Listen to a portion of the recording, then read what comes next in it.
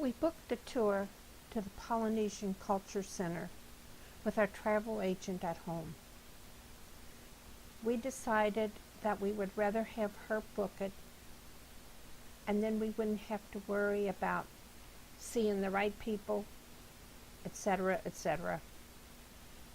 And the nice thing was they have their own special bus that came into Waikiki and picked everybody up close to their hotels.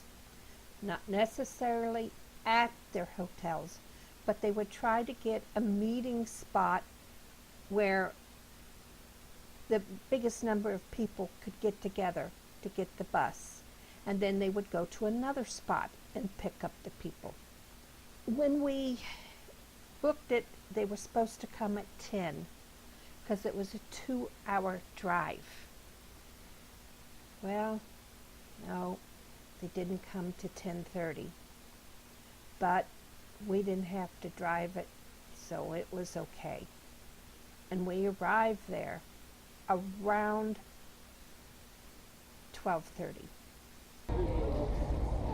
We are at the Polynesian Culture Center on Oahu. And I think this is in the northern part of the island, and this is more like real Hawaii than Honolulu. As we were driving up, the bus driver informed us that our meals were not included for lunch, and the cost of lunch was $19 a person. But they informed us that there really wasn't another choice there.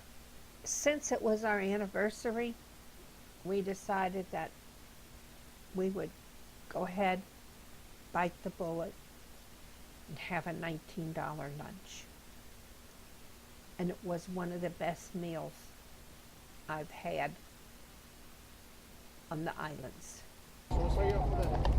So we're going to go on and see what there is to see. We've had lunch, and we had shrimp and rice and breadfruit potatoes, which were yummy, and a salad.